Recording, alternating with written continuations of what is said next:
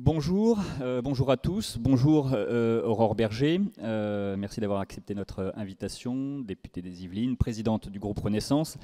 Quelques mots avant de commencer pour vous rappeler que notre rencontre est diffusée sur le portail vidéo internet de l'Assemblée et qu'un live tweet est assuré par notre ami Stanislas Noyer. On va évidemment beaucoup parler, pas seulement, mais de la réforme des retraites, sans surprise. Je vous demanderai d'ailleurs, si vous le voulez bien, de commencer par les questions retraites quand on passera le micro à la salle, qu'on organise un petit peu cette conférence de presse. Et on va commencer d'ailleurs avec une première question sur le sujet de Chantal Didier. Oui, bonjour Madame la Présidente. La mobilisation de demain est annoncée forte, mais le Président de la République, lui, semble plutôt optimiste sur la durée, en pensant que les Français font preuve de responsabilité.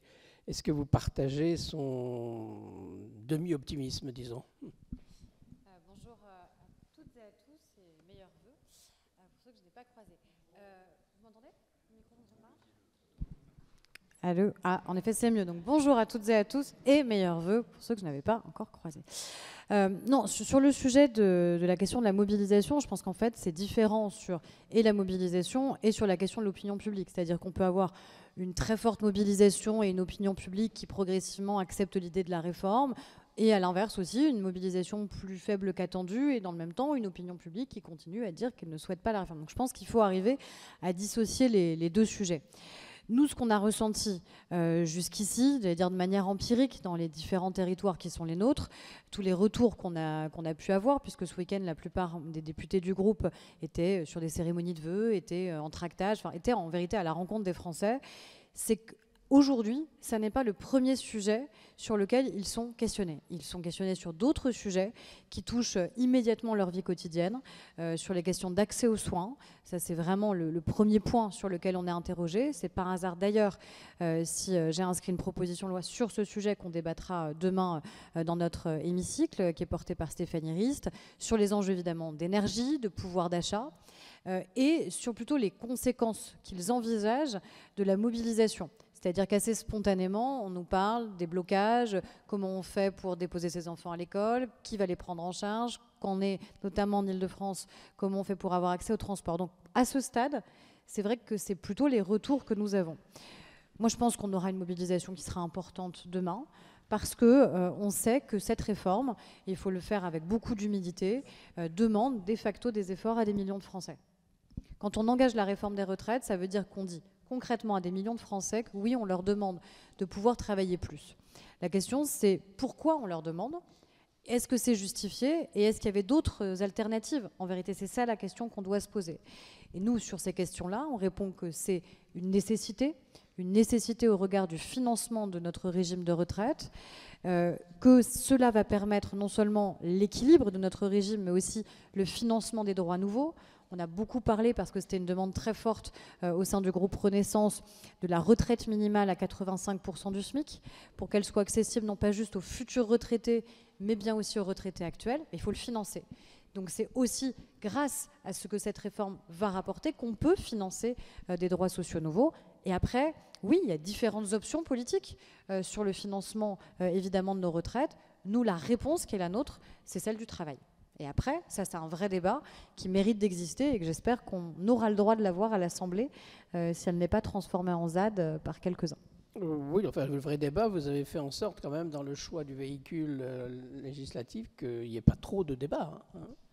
On va avoir un débat parce qu'on a quand même une semaine de débat en commission. On va avoir 15 jours de débat en séance publique, en première lecture du PLFSS rectificatif. Quand on compare à d'autres projets de réforme des retraites, on n'est pas très éloigné du volume de temps de discussion. Et si on est très honnête, c'est pas comme si tout cela était un sujet nouveau, comme si ça n'avait pas déjà été souvent et régulièrement débattu. Donc je crois qu'on aura le temps.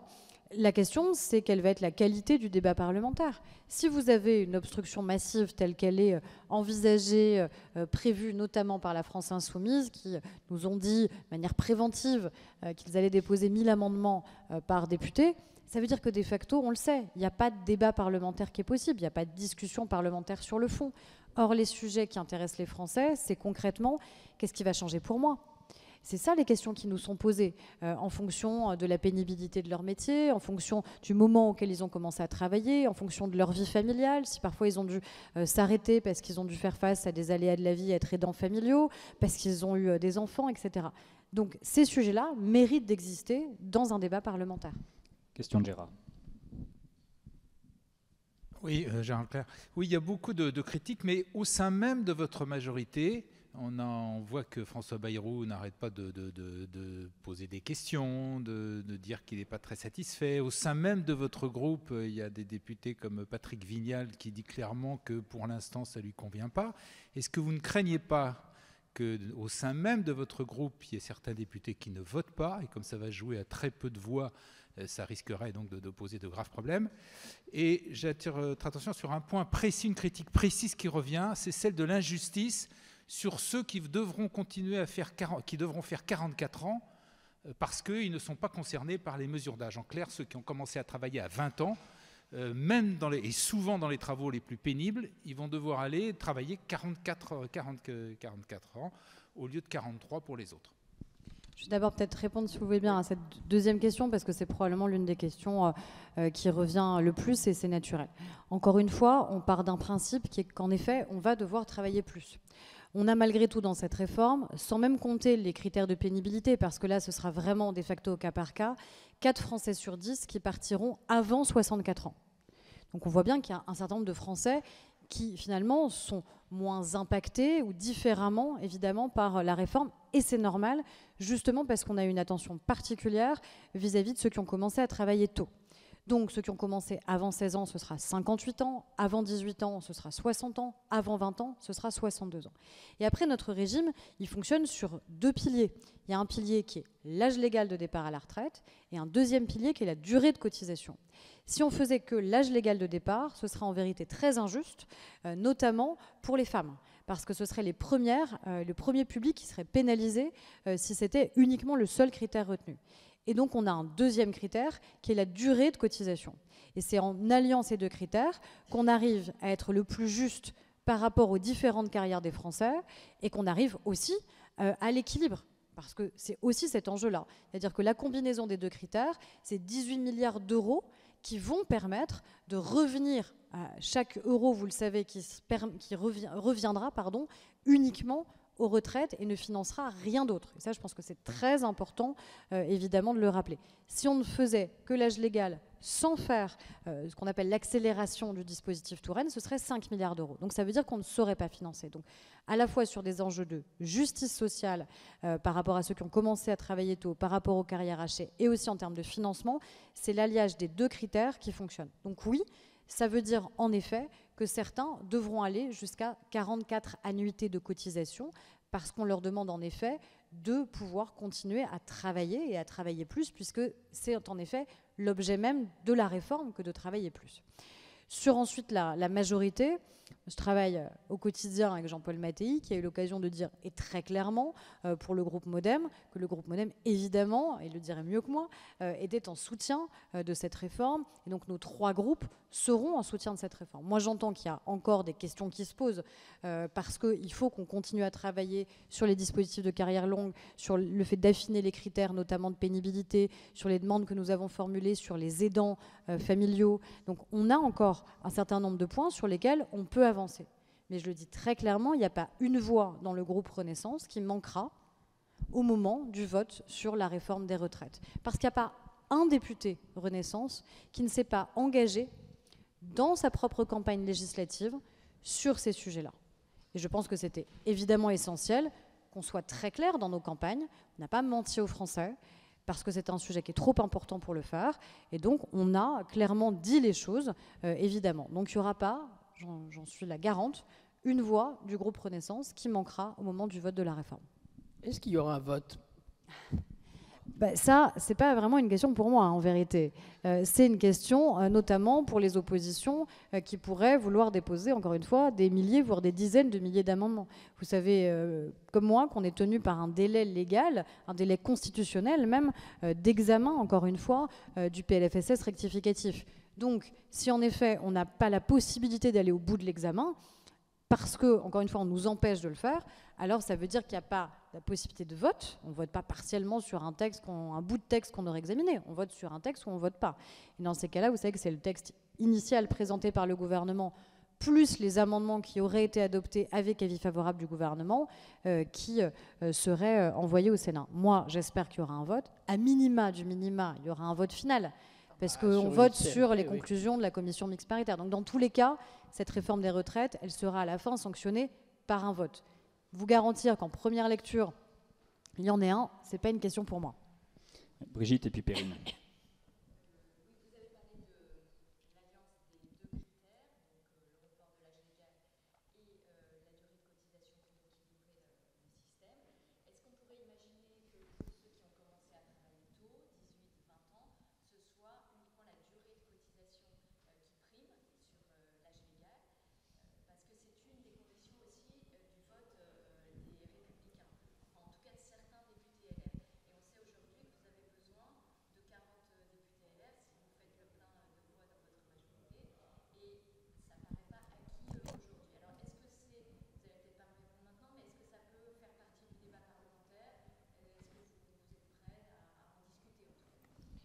Entre 18 et 20 ans, ils partiront 2 ans plus tôt.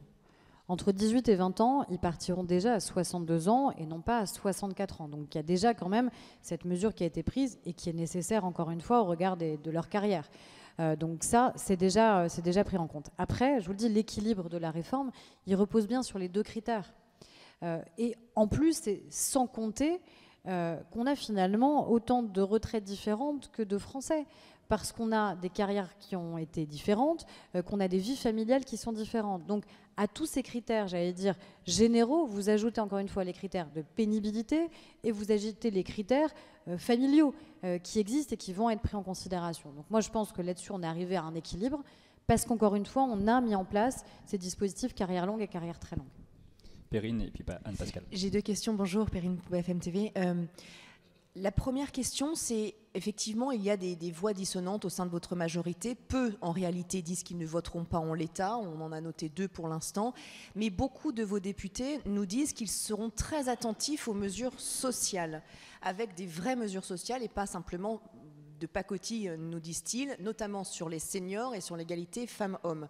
Ils disent que ça, c'est en discussion avec le gouvernement pour être amendé dans le texte et pas être dans le texte initial. La première question, c'est est-ce que vous pouvez aujourd'hui nous dire si cette possibilité d'amendement est en bonne voie pour pouvoir satisfaire votre majorité? Et enfin, une deuxième question, si demain il y a 1 million de personnes dans la rue, est-ce que le gouvernement fait marche arrière? Merci. Alors, sur la possibilité d'amendement, en vérité, elle est contrainte du fait du risque d'obstruction. C'est ça notre sujet. C'est-à-dire qu'encore une fois, si on a 3000 amendements, on sait examiner un texte à 3000 amendements en 15 jours. Si on en a 100 000, ça ne peut pas marcher. Ça ne peut pas fonctionner. Donc, alors, mais du coup, c'est juste pour répondre sur le fait de déposer par amendement. Donc, nous, ce qu'on a demandé, entre la copie telle qu'elle a été présentée le 10 et celle qui sera présentée en Conseil des ministres, c'est qu'en vérité, dans la copie initiale du gouvernement, on ait le maximum de choses qui puissent y être dès le début. Justement pour se prémunir du risque qu'au final, on ait envie de déposer des amendements qui ne puissent même pas être étudiés, donc pas être votés, et donc à la fin qu'ils ne soient pas intégrés au texte. Parce que ce serait le comble de se dire qu'on a des mesures qu'on porte, qui font consensus, qui vont dans un sens de justice sociale, qui ont le soutien du gouvernement, mais qu'à la fin, on n'a même pas la possibilité de les examiner et de les voter. Ce qui compte, c'est à la fin ce qu'il y a dans le texte.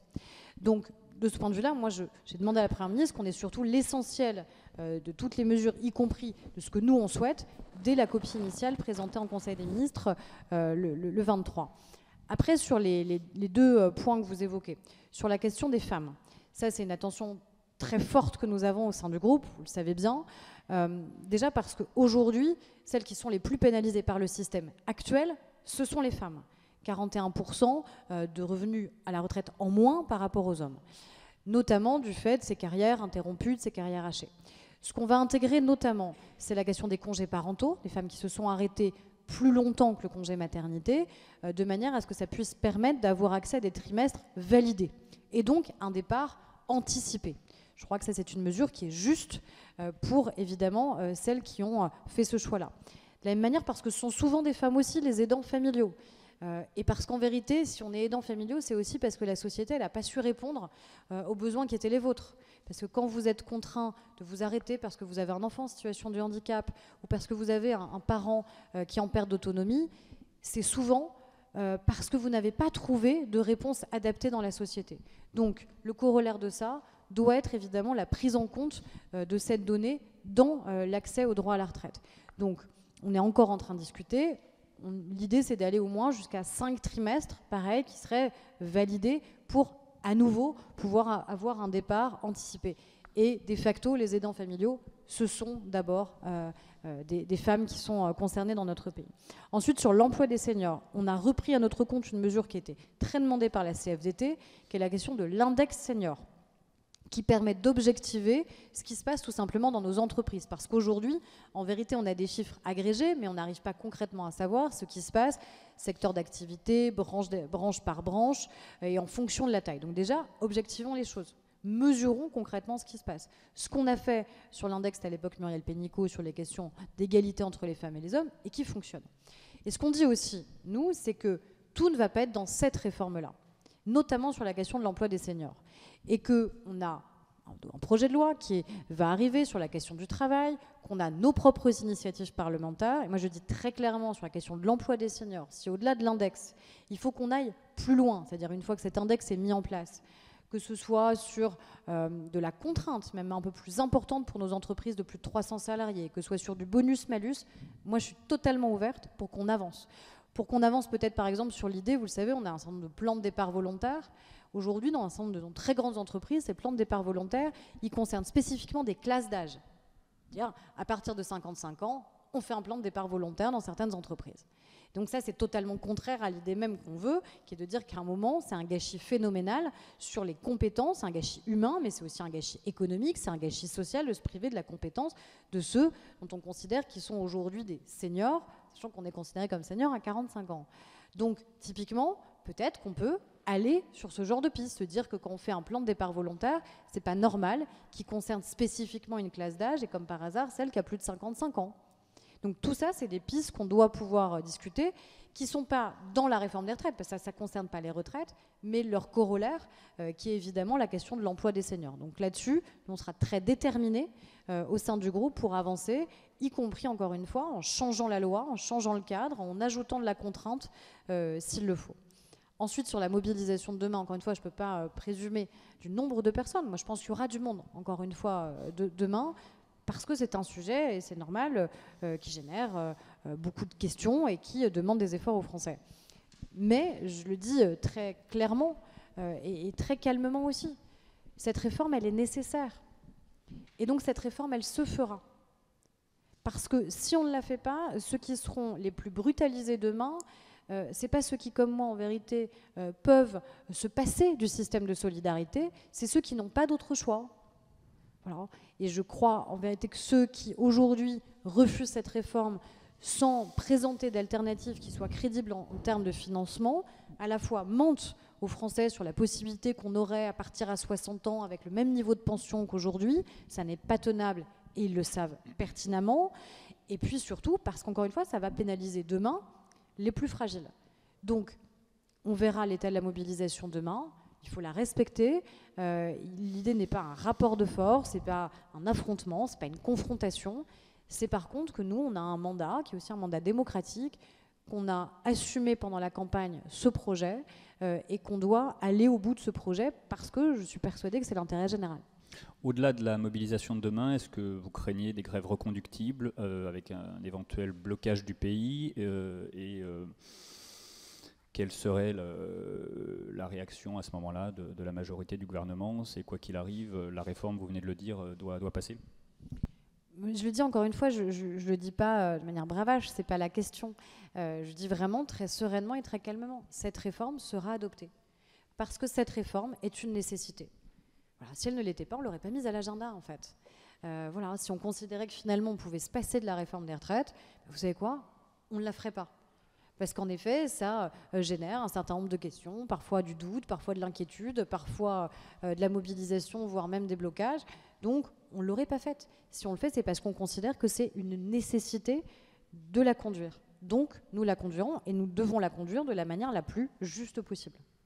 Anne-Pascale. Bonjour, Anne-Pascale Reboul de l'AFP.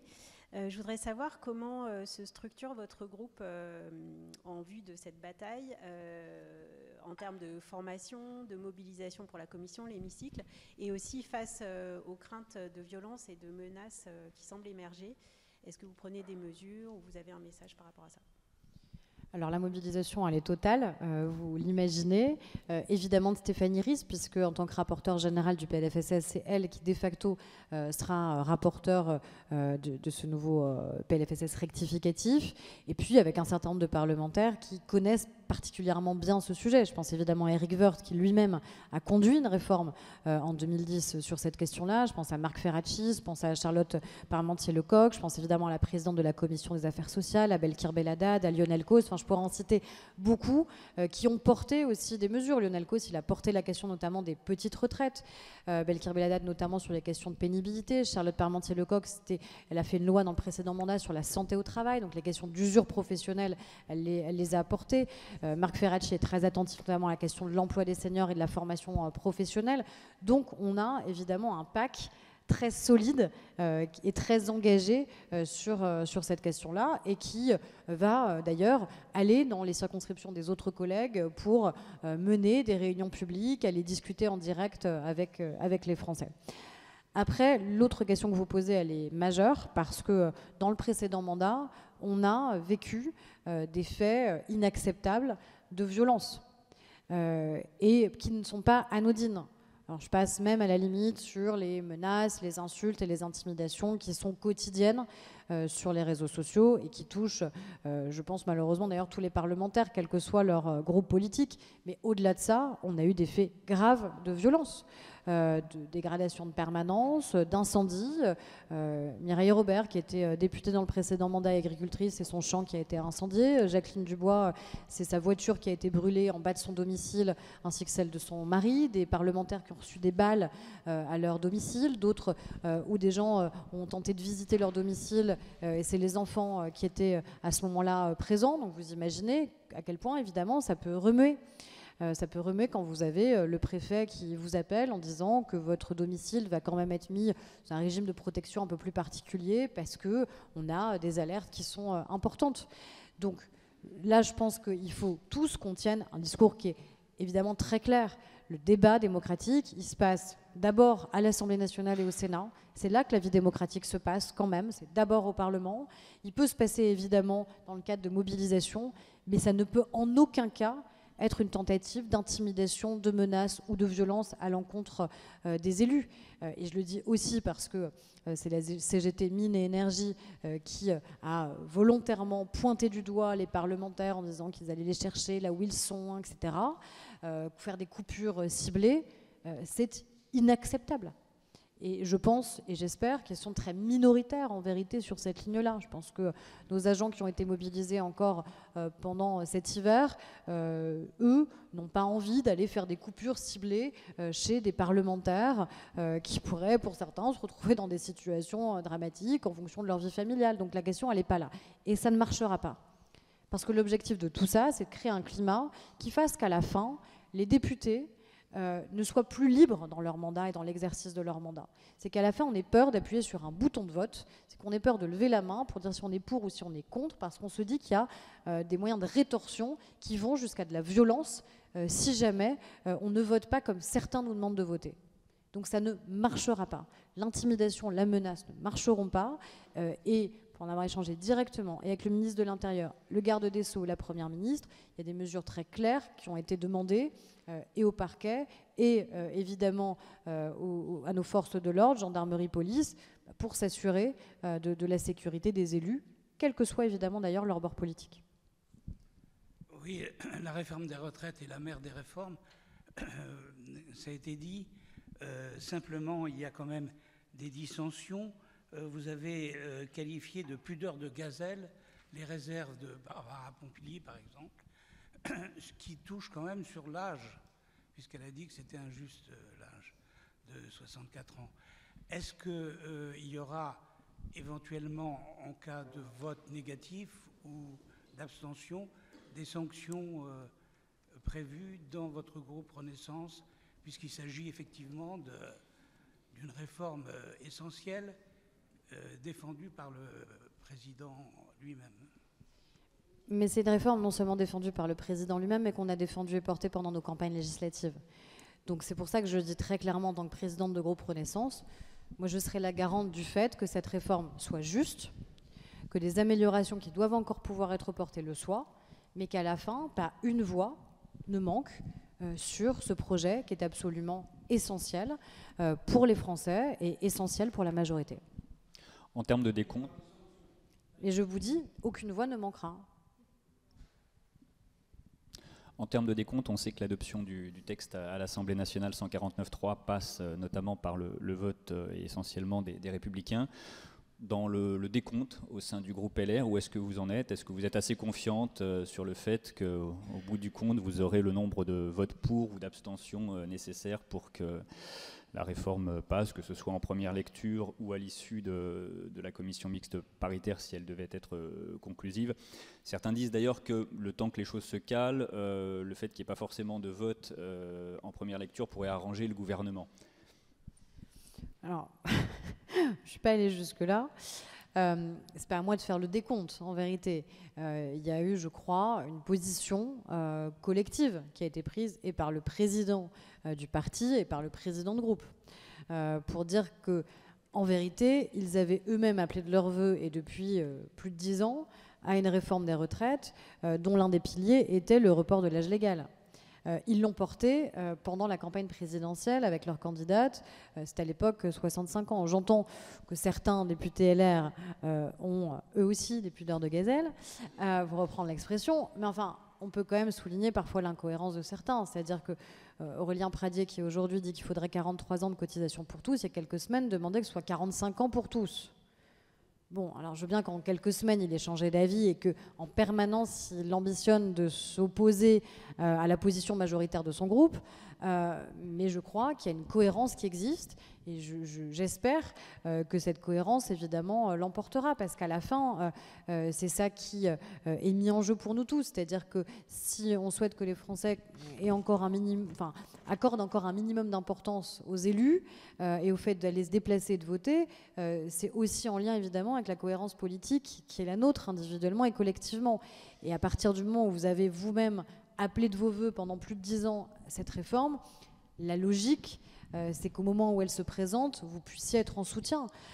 Et c'est aussi que, de notre côté, on tende la main pour être sûr que, par rapport à des propositions qui seraient faites par d'autres groupes que le nôtre, eh bien, on ait un certain nombre de ces propositions qui soient retenues. Brigitte. Oui, sur les retraites minimum, on avait évoqué le chiffre de 1 200 € et c'est vrai que dans l'atmosphère, tout le monde avait plus ou moins compris que c'était 1 200 € net. Or, quand on fait le calcul, brut ou net, on n'arrive pas à ce chiffre de 1 200 €.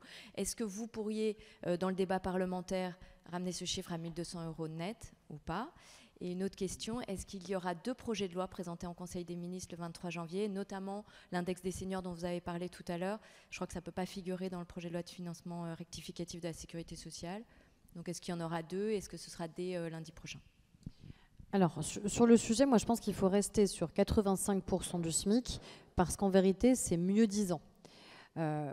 Concrètement, ça veut dire quoi? Ça veut dire, si la réforme est adoptée, que tous les retraités actuels verront, pour ceux qui ont tout leur trimestre, qui sont à la retraite minimale, une revalorisation conséquente à 85% du SMIC. Donc, ce qui ferait en effet à peu près à 1 170 € aujourd'hui. Mais ça veut dire aussi que si vous mettez dans la loi 85% du SMIC, pour tous les futurs retraités, au moment où ils auront à liquider leur droit à la retraite, eh bien ce sera 85% au niveau du SMIC où il sera à ce moment-là. Donc ça veut dire que si aujourd'hui c'est environ 1170, a priori le SMIC va continuer à progresser, à augmenter. Si vous figez dans la loi 1200, ben, en vérité ça veut dire que pour ceux qui partiront dans 1 an, dans 2 ans, dans 10 ans, si cette réforme perdure, eh bien, il serait en deçà des 85%. J'espère que j'ai été clair, mais je pense qu'il faut que ça reste pour toutes celles et ceux qui progressivement vont pouvoir bénéficier de leur retraite et donc être à cette retraite minimale.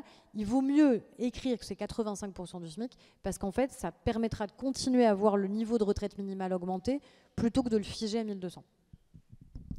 Pardon, et sur les 2 projets de loi, je sais que c'est encore en examen parce que justement il y a eu cette saisine, notamment au Conseil d'État. Donc ça va se décider là vraiment dans les toutes prochaines heures. En vérité, qu'il y en ait 1 ou 2, ça ne change pas la donne à mon avis. La question, c'est de toute façon la cohérence de la réforme. L'essentiel, on le sait, il y avait cette question qui s'était posée notamment sur la question des régimes spéciaux, peut être embarquée dans un projet de financement rectificatif. Pour que ce soit dans le PLFSS rectificatif, il faut que ça ait des conséquences directes budgétaires sur l'année en cours. Donc à partir du moment, par exemple, sur les régimes spéciaux, où vous fermez progressivement en flux les régimes spéciaux, ça a des conséquences dès l'année en cours. Donc ça, par exemple, c'était un point évidemment important de justice et ce sera bien évidemment dans le texte. Bonjour, quelles sont les avancées, pardon pour ma voix, quelles sont les avancées sur la pénibilité ? Alors, sur la pénibilité, c'est toujours la question, en effet, des critères qui sont retenus ou pas. On a eu ce débat, vous vous en souvenez bien, dans le précédent mandat, puisqu'on a corrigé, revu un certain nombre de ces critères dont on sait qu'en fait, ils n'étaient pas opérationnels, ils n'étaient pas efficaces, ça ne marchait pas, concrètement. Donc, moi, j'entends ceux qui me disent qu'il faut en permanence, il faut ajouter des critères. Mais si à la fin, ça ne bénéficie pas aux Français parce qu'on ne sait pas les évaluer, parce qu'on ne sait pas les mettre en place, je pense que c'est surtout inefficace. Donc l'idée, c'est pas de se faire plaisir en ajoutant des critères, en se disant, parce que de bon sens, on se dit que sur tel ou tel sujet, ça paraît évident, en fait, qu'on doit le déployer, qu'on doit le mettre en œuvre, on voit que ça ne fonctionne pas. Je pense que le système qu'on met en place, qui est de dire on garde les critères actuels qui sont dans la loi, mais en plus, avec les bilans de prévention qui vont être mis en place, avec la médecine du travail, on va faire en sorte d'évaluer l'état de santé des salariés et des Français pour que ce soit beaucoup plus fin, beaucoup plus juste, salarié par salarié, me paraît plus approprié. Parce qu'en vérité, vous pouvez être dans le même secteur d'activité, mais avec des métiers totalement différents, ou vous pouvez exercer le même métier, mais dans des entreprises qui ont mis en place des plans de prévention ou pas, et donc en n'ayant pas forcément la même pénibilité. Donc c'est ça qui doit pouvoir être pris en compte. Et puis surtout, notre enjeu, c'est quoi ? C'est qu'à terme, surtout, les métiers deviennent de moins en moins pénibles. C'est que des plans de prévention soient mis en place. C'est que la santé au travail puisse prévaloir. Et qu'en vérité, on n'ait pas des Français qui aient besoin de partir beaucoup plus tôt parce qu'ils arrivent à un âge où ils sont en inaptitude. Personne ne peut se satisfaire que des gens aient besoin de partir plus tôt parce qu'en fait, leur travail était à un tel niveau de pénibilité mais qu'ils ne sont plus en état, en vérité, au moment où ils peuvent accéder à leur retraite. Oui, Pierre Duquesne de Contexte. Première question sur quand vous avez annoncé que vous étiez prêt à légiférer sur l'emploi des seniors, par quel véhicule? Est-ce que ce serait dans le projet de loi Pôle emploi qui est transformé en France Travail, qui est annoncé par le gouvernement, ou est-ce que ce serait dans un autre véhicule? Ça, c'est ma première question. La deuxième question sur la mobilisation de vos troupes. Comment vous allez les mobiliser? Est-ce qu'ils doivent rester pendant 3 semaines à l'Assemblée? Et du coup, il y a une question sous-jacente, c'est par exemple, sur la date du début de l'examen en commission, on sait qu'il y a des délais contraints. Est-ce que vous êtes plutôt favorable à ce que les débats en commission commencent plus tôt, vers le 27 ou le 30 pour être sûr que tout le monde soit là et qu'en commission, où il y a moins de commissaires que de députés, vous êtes sûr d'avoir la majorité? Sur la question de l'emploi des seniors, c'est une discussion qu'on a, pour être très transparente, avec Olivier Dussopt, pour que justement, dans le cadre du projet de loi qui présentera France Travail, pour voir si on peut, dans ce projet de loi aussi, évidemment, ajouter des dispositions sur l'emploi des seniors. Sinon, on a notre propre initiative parlementaire, et je crois que vous pouvez constater cette semaine qu'on sait l'employer, et je crois de manière utile et efficace. Et donc, si ça peut être une proposition de loi, on le fera. Voilà. Donc, honnêtement, c'est pas un sujet pour moi de savoir si c'est dans le projet de loi France Travail qui sera présenté par Olivier Dussopt ou si c'est une proposition de loi. Ce qui est certain, c'est que je pense qu'on ne peut pas s'exonérer de corriger un certain nombre de dispositifs actuels qui pénalisent l'emploi des seniors. On ne peut pas faire la réforme des retraites et qu'il n'y ait pas en corollaire la question qui soit posée sur l'emploi des seniors, au-delà de l'index, qui est franchement déjà une vraie avancée et qui était demandée depuis des années par la CFDT. Ensuite, sur la mobilisation, je ne vais pas non plus acheter vous voyez, des sticks de colle pour que les députés restent vissés dans l'hémicycle. Ça ne se passe évidemment pas comme ça. On aura plusieurs jours en effet d'examen en commission et après on aura 2 semaines de mobilisation. Et je crois que les députés sont très conscients que va s'engager une bataille qui est extrêmement importante dans leur vie parlementaire, individuellement et collectivement, et qu'il faut qu'on montre l'image d'un hémicycle au travail, pleinement mobilisé, et qu'évidemment, en général, la mobilisation, elle incombe toujours plus à la majorité, et au sein de la majorité, au premier groupe de la majorité. Donc voilà, ça, on sait évidemment ce niveau-là d'engagement qui doit être le nôtre, mais pour bien les connaître, je sais qu'ils ont envie d'être là parce qu'ils savent pourquoi ils sont là et ils seront là au moment où ces débats évidemment s'engageront. Sur la date de début d'examen en commission, ça doit être tranché là normalement cette semaine ou tout début de semaine prochaine parce que se pose la question du volume des amendements qui seraient déposés et donc du temps entre la présentation au Conseil des ministres et le dépôt des amendements en commission. Et donc la capacité aussi de notre administration ici à l'Assemblée à pouvoir examiner la recevabilité des différents amendements, pour la rapporteure aussi de pouvoir y avoir accès. Encore une fois, c'est pas la même chose d'avoir 1000 amendements déposés en commission ou d'en avoir 100 000. Donc c'est aussi ça qu'on doit pouvoir regarder, sachant qu'en plus, vous le savez, on est dans le cadre d'un PLFSS rectificatif, donc ça veut dire que pour le débat en séance, vous repartez du texte initial. Donc, ça veut dire qu'au moment où il y a la présentation au Conseil des ministres, quelque part, vous pouvez déjà, évidemment, en tant que parlementaire, travailler sur vos amendements et pour la commission et pour la séance publique. Oui, François, sur les retraites encore ? Oui.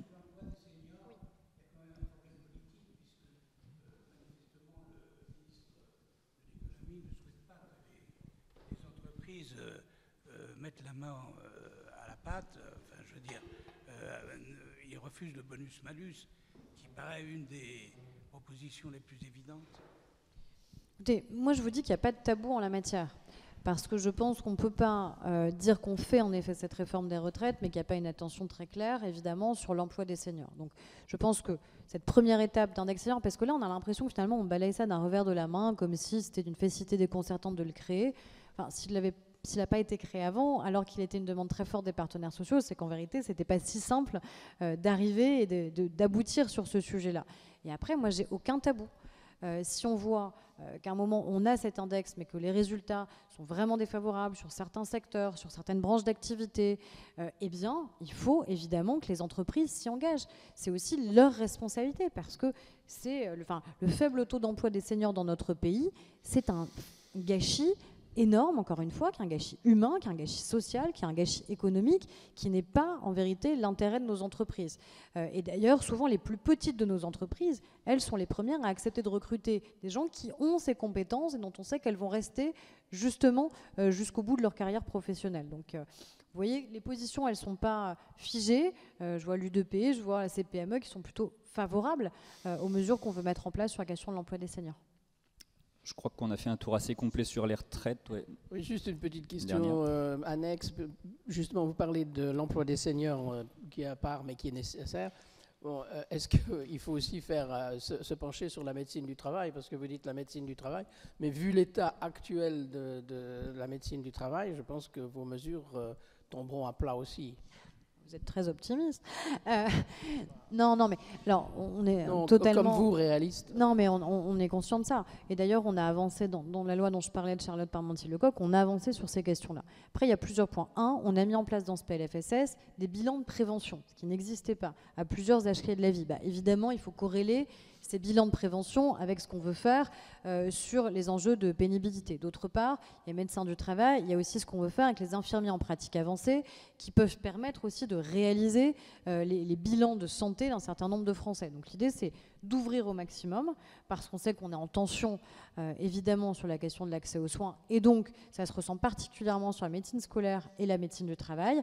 Et donc le fait de corréler avec ces bilans de prévention plus que les infirmiers en pratique avancée puissent réaliser ces bilans, doit pouvoir nous garantir évidemment que chaque Français ait accès à une médecine du travail, évidemment, mais à ces bilans qui doivent permettre d'évaluer ou non la pénibilité des métiers.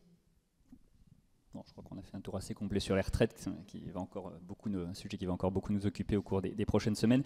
Vous l'évoquiez tout à l'heure, les propositions de loi qui sont à l'ordre du jour de l'Assemblée nationale cette semaine. Il y en a une qui fait particulièrement parler, c'est celle qui concerne les relations commerciales dans le cadre des discussions Egalim, avec une offensive de la grande distribution, de Michel-Édouard Leclerc notamment, qui agite une menace sur le pouvoir d'achat.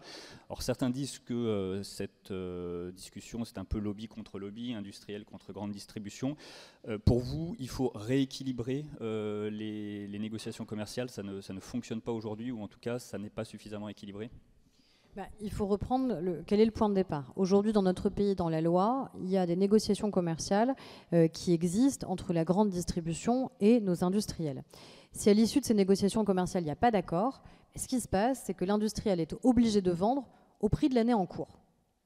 Donc, quand bien même il a eu des hausses des prix de l'énergie, il a eu des hausses des matières premières ou du coût du travail, peu importe, il n'a pas d'autre choix s'il n'y a pas de nouvel accord que de continuer à vendre au prix de l'année en cours. Donc, ça veut dire accepter de vendre à perte. Parce que si tous vos coûts explosent, mais que vous n'arrivez à passer aucune hausse, ça veut dire accepter de vendre à perte. Ce qu'on a fait dans la loi dite Egalim 2, c'est qu'on a protégé, sanctuarisé la question agricole et la rémunération de nos agriculteurs en disant ça, c'est pas une variable de la négociation. Donc à un moment, on doit enfin payer l'alimentation au juste prix dans notre pays. Et ça a été garanti et ça fonctionne. La question, elle se pose aujourd'hui sur les industriels. Concrètement, comment on fait? Encore une fois, hausse des matières premières, hausse des coûts de l'énergie. Ce qu'on dit, c'est pas de tout changer tous les paradigmes, c'est juste de dire encore une fois, s'il n'y a pas d'accord dans la négociation commerciale, on met en place une médiation. Le médiateur, il existe déjà, ses services existent déjà. Ils sont reconnus de tous, que ce soit la grande distribution, les industriels, les agriculteurs. Tout le monde est d'accord pour dire qu'ils font un formidable travail. On met en place cette médiation pendant 1 mois, où là, l'industriel continue à livrer au prix de l'année en cours. Si à l'issue de cette médiation, ça ne fonctionne toujours pas, il n'y a toujours pas d'accord, alors l'industriel a le droit de dire, dans ces cas-là, dans ces conditions-là, moi, j'arrête de livrer.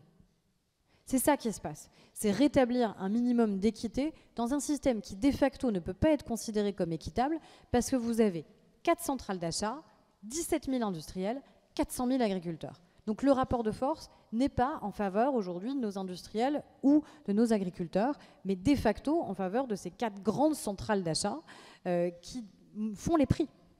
Et là où il y a un vrai sujet, je trouve, sur ce que dit Michel-Édouard Leclerc, il y en a plusieurs. Un, c'est que les prix qui ont le plus augmenté, c'est ses propres marques. C'est les marques de distributeurs qui ont le plus augmenté. Il suffit de regarder, c'est public ces analyses.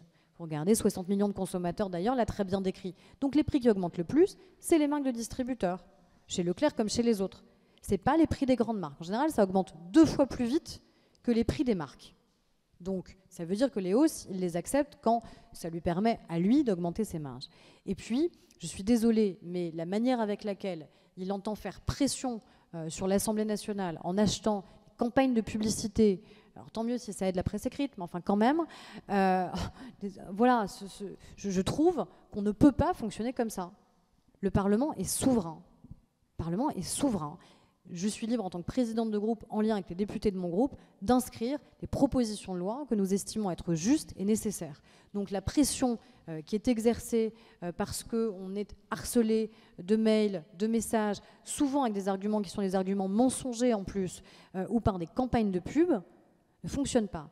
Et enfin, il a refusé de rencontrer le rapporteur de cette proposition de loi, Frédéric Descrozaille. Il a préféré rencontrer Sébastien Chenu. C'est son droit. Il a le droit de vouloir rencontrer les députés du Rassemblement national. Mais qu'après, qu'ils ne nous disent pas en privé, quand on le rencontre, que le combat de sa vie, c'est un combat contre l'extrême droite, et que s'il lutte pour le pouvoir d'achat des Français, comme s'il ne luttait pas d'abord pour les marges de ses entreprises, c'est pour éviter que l'extrême droite arrive au pouvoir.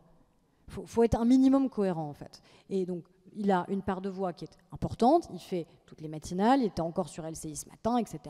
Très bien. Il achète des campagnes de com et de pub dans toute la presse, très bien, mais le Parlement, il est souverain. Et c'est ici qu'on fait la loi et pas ailleurs. Et je pense que c'est bien de le rappeler, y compris à ceux qui se pensent beaucoup plus puissants que les parlementaires qui, eux, ont été élus. Il y a une autre proposition de loi qui arrivera d'ici à la fin de la semaine qui concerne l'accès aux soins. qui est une réponse par petites touches à la problématique des déserts médicaux. Il y a déjà eu des lois comme ça précédemment. Le projet de loi de financement de la sécurité sociale répond aussi à certains aspects. Vous considérez que c'est comme ça, par petites touches, qu'on arrivera à résoudre le problème, la question des déserts médicaux, ou est-ce qu'il faut quelque chose, comme le souhaitent un certain nombre de députés qui ont entamé un travail transpartisan à l'Assemblée nationale, une loi plus globale qui puisse à un moment donné essayer d'avancer sur ce sujet-là. Une proposition de loi devrait être notamment présentée dans le cadre de la niche Horizon, a priori, me semble-t-il, ou Horizon ou Lyot, je ne sais plus, j'ai un doute. Je crois qu'encore une fois, c'est ce que je disais en préalable, c'est-à-dire que le sujet aujourd'hui sur lequel on est le plus interpellé, quels que soient les territoires, quelles que soient les sociologies, les compositions familiales, etc., c'est la question de l'accès aux soins. C'est l'angoisse des Français de dire mon médecin traitant part à la retraite, comment je fais? C'est le nouvel habitant qui arrive et qui dit je ne peux pas trouver de médecin traitant, je ne trouve pas de pédiatre pour mon enfant. Donc ça, c'est les angoisses au quotidien des Français. Donc il y a des réponses de long terme qu'on a apportées dès le précédent mandat, notamment sur le fait de former plus, que ce soit évidemment la question du numerus clausus pour les médecins, mais au-delà pour toutes les autres professions de santé. Et puis il y a des réponses immédiates qu'on doit pouvoir apporter. C'est ce que fait la proposition de loi de Stéphanie Rist, parce que quand on dit on doit pouvoir enfin avoir un accès direct à certaines professions de santé, je pense que c'est une nécessité. On ne peut pas continuer à dire à des Français qui parfois ne trouvent pas de médecin traitant que s'ils veulent avoir le droit d'aller voir leur kinésithérapeute, leur orthophoniste, leur podologue et d'être remboursés, ils doivent d'abord passer par le médecin traitant. C'est incohérent. Ça fonctionnait quand on n'était pas en pénurie. Aujourd'hui, on est en pénurie. On voit bien qu'on a une démographie médicale, étant ce qu'elle est, qui à un moment ne nous permet pas de résoudre immédiatement ces sujets d'accès aux soins. Donc c'est légitime, encore une fois, de se dire, on ne peut pas avoir cette double peine pour les Français, dire vous n'avez pas de médecin traitant, mais donc en plus vous ne serez pas remboursé si vous allez chez le kiné, chez le podologue, chez l'orthophoniste. Et puis en plus, ça veut dire qu'on enlève des consultations et qu'on libère du temps médical qui n'est pas très utile aujourd'hui quand vous allez chez votre médecin traitant. Donc l'enjeu, il est là, c'est d'essayer de libérer au maximum du temps médical utile de médecins pour qu'ils puissent continuer à recevoir des patients et à accueillir et à prendre des nouveaux patients. Et puis il y a des avancées importantes aussi. Je parlais tout à l'heure sur la médecine du travail, sur les infirmiers en pratique avancée. C'est une réforme qu'on a portée dans le précédent mandat. Ce sont des personnes qui font 2 ans d'études supplémentaires, qui souvent d'ailleurs continuent à travailler en infirmier libéral en parallèle de leurs études. Donc c'est un engagement qui est conséquent. Mais aujourd'hui, vous n'avez pas le droit, pareil, d'avoir un accès direct. Vous devez être envoyé chez votre infirmier, souvent infirmière d'ailleurs en pratique avancée, par l'intermédiaire du médecin. Et elles n'ont pas la possibilité de prescription. Bon, résultat, je les ai rencontrées, j'ai rencontré celles qui sont en train de se former avec Stéphanie Rist, on était en Seine-Saint-Denis la semaine dernière, et elles vous disent clairement, si on n'a aucune possibilité de prescription et qu'on n'a pas d'accès direct, en fait on ne pourra pas s'installer. Alors je pense qu'il n'y a pas un élu local, un maire qui ouvre pas ses bras pour accueillir demain des infirmiers en pratique avancée pour qu'ils puissent s'installer sur leur territoire. Donc tout ça, ça se fera, et on le redit, on pose des garde-fous évidemment, pour que ce soit dans le cadre d'un exercice coordonné avec le médecin. On n'est pas là pour mettre de côté le médecin. Ça se fait avec le médecin, mais je crois que c'est une nécessité évidemment absolue, encore une fois, qu'on change des règles qui avaient certainement du sens au moment où elles ont été adoptées, mais on n'a pas du tout aujourd'hui ni les mêmes patients, ni la même démographie médicale. Stan. Bonjour, Stanislas Noyer, de l'Expansion. Vous avez présenté vos propositions de loi en début de semaine avec derrière vous un certain nombre de représentants de nombreuses associations groupements d'entreprises ou autres qui soutenaient les propositions de loi que vous avez faites. Et en même temps, votre compagnon vient d'être embauché, je crois, ou a créé un cabinet de lobby. Est-ce que vous ne craignez pas que ça attise à nouveau l'idée que les lois sont téléguidées par des lobbies à l'Assemblée? Je suis désolée, mais je ne comprends pas cette question en fait.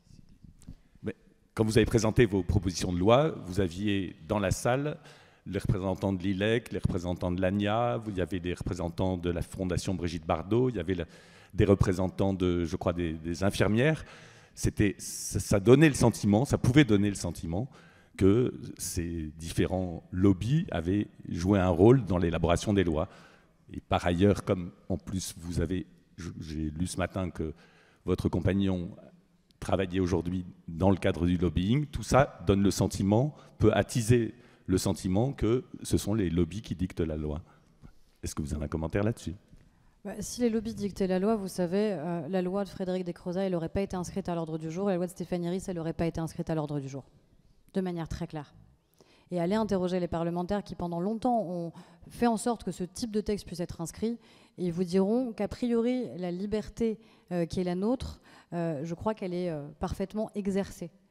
Après, moi, je pense qu'il faut être totalement transparent, et c'est ce que j'ai fait dans cette conférence de presse.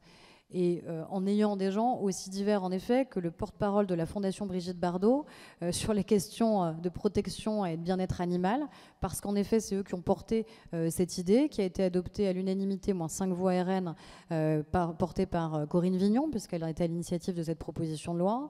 On avait en effet l'Association nationale des kinésithérapeutes, on avait en effet, là en l'occurrence, c'était des jeunes femmes qui se forment pour devenir médecins. Donc oui, moi je travaille avec les différentes parties prenantes qui tout simplement éclairent la décision du législateur, et je le fais en totale transparence. Et on avait en effet la présidente de la FNSEA, on avait les représentants de l'ANIA, de l'ILEC, de COP de France. Et oui, je trouve que c'est plutôt sain en fait de travailler avec ceux qui connaissent les sujets. J'ai du mal à travailler sur la question de la formation des infirmiers en pratique avancée sans les consulter, les auditionner. Donc c'est ce qu'a fait Stéphanie Ries. Donc voilà, moi je pense qu'à un moment, il y a des règles qui sont les nôtres. On est très contrôlé, c'est normal. Moi je me plie et je remplis évidemment toutes les exigences qui sont celles de la HATVP. Je remplis évidemment toutes les exigences qui sont celles du déontologue de l'Assemblée nationale. Donc moi j'ai aucun sujet sur ces questions-là. Quant à mon compagnon, je crois et j'espère qu'il a quand même encore le droit de travailler. Non, mais parce qu'à un moment, ça peut être ça aussi la question. C'est-à-dire qu'en fait, si parce que je suis présidente de groupe, on considère que par avance, il a le droit d'exercer aucun métier parce que potentiellement, peut-être un jour, ça rentrerait en contradiction, outre le fait que je ne pense pas être tout à fait, avoir un tempérament, être sous influence, et qu'on peut peut-être considérer que les femmes aujourd'hui ne sont pas sous l'influence permanente de leurs compagnons, je crois qu'il a aussi le droit de travailler. Brigitte ? Oui, sur l'affaire Quatennens, vous avez dit que vous ne souhaiteriez pas qu'il puisse s'exprimer dans l'enceinte de l'Assemblée nationale, dans l'hémicycle en tout cas, et que vous feriez tout pour qu'il ne puisse pas le faire. Qu'est-ce que vous entendez par là? Est-ce que ce serait des rappels au règlement? Est-ce que vous trouvez qu'il n'a plus le droit de prendre la parole dans l'hémicycle? Et ensuite, vous avez déposé une proposition de loi pour rendre inéligibles les personnes condamnées pour violence conjugale. Est-ce que vous avez une date pour le dépôt de cette proposition de loi? Moi, ce que j'ai dit, c'est que je pense qu'il n'y a pas... que les Français sont choqués de voir que le retour d'Adrien de Quatennens se passe comme si de rien n'était.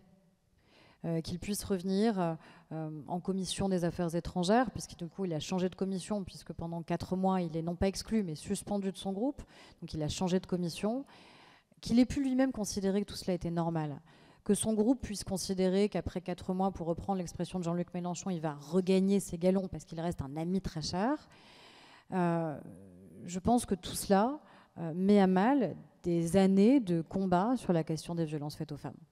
On ne peut pas être membre d'un parti politique qui lui-même a toujours voulu montrer énormément d'intransigeance sur cette question-là, parfois en anticipant même des décisions de justice qui n'avaient pas été rendues.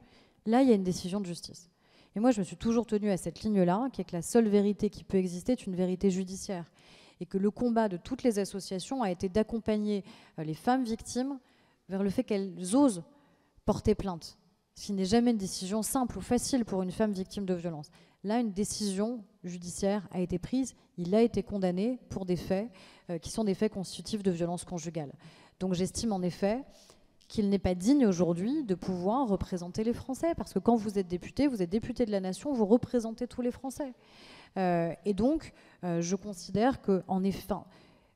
je suis désolée, je vous retourne la question, mais est-ce que vous ne trouveriez pas quand même complètement sidérant qu'en pleine réforme des retraites, Adrien Quatennens soit orateur de la France insoumise sur ce projet de loi? Est-ce que c'est normal? Est-ce que c'est légitime? Est-ce que c'est logique? Est-ce que c'est pas, encore une fois, une insulte pour les femmes qui se disent, en fait, c'est pas grave, même quand on est condamné, en fait, on a le droit à une parole publique, on a le droit à la médiatisation. Moi, ça m'interroge en tant que parlementaire, en tant que femme. Et donc, la réponse qu'on a apportée avec Sacha Houlié, président de la commission des lois, c'est d'abord une réponse qui est une réponse politique, parce que nous avions adopté dans le précédent mandat en 2017, c'était un des premiers projets de loi que nous avions discuté sur les questions justement d'exigence, de probité, sur le fait qu'on puisse créer cette peine complémentaire d'inéligibilité. Et donc, elle a été créée. Elle n'est évidemment pas automatique, tout cela est laissé à l'appréciation du juge, vous le savez bien, sauf que n'était pas appréhendé dans cette peine complémentaire des personnes qui auraient été condamnées, mais pour des ITT de moins de 8 jours. Désolée, mais je pense que quelqu'un qui a levé la main sur sa femme ou sur son enfant, en vérité, ne mérite pas de pouvoir rester éligible et représenter les Français. Et après, cette proposition, elle sera débattue, elle sera inscrite dès notre prochaine semaine de l'Assemblée nationale, donc qui est la première semaine du mois de mars. Et donc, on en débattra. Et moi, j'attends de voir quels peuvent être les arguments qui nous expliqueraient le contraire et qui nous expliqueraient que quelqu'un condamné pour des faits de violence peut légitimement rester éligible et que c'est l'image qu'on veut donner aux Français. Pierre, une toute dernière question. Hier, lors de ses vœux, Yael Braun-Pivet a fait part de sa volonté de reproduire de nouvelles propositions de loi transpartisanes comme celles qui vont être examinées cette semaine. De fait, ça va réduire la possibilité d'initiative d'initiative parlementaire de la part de la majorité. Est-ce que vous êtes d'accord avec la présidente? Est-ce que c'est un accord? Est-ce que ça va être systématisé? Et à quel niveau? Est-ce que c'est vraiment un tiers des textes des semaines de l'Assemblée qui vont être consacrés à ce genre d'initiative parlementaire? Yael Braun-Pivet, elle constate avec nous la nouvelle configuration qui est celle de l'Assemblée, donc on ne peut pas faire comme si de rien n'était. Et donc évidemment, c'est légitime qu'on puisse essayer des choses qui sont nouvelles dans une Assemblée qui est aussi profondément nouvelle. La semaine de l'Assemblée nationale était traditionnellement, en effet, la semaine du groupe majoritaire, quand il était en majorité absolue. On n'est plus en majorité absolue. Donc ça veut dire que la semaine de l'Assemblée nationale doit être à la fois la semaine du premier groupe de la majorité, donc du groupe que j'ai l'honneur de présider, mais aussi doit pouvoir faire place à des initiatives transpartisanes. C'est toujours difficile par contre de caractériser le caractère transpartisan. Est-ce que ça veut dire qu'il faut l'unanimité ?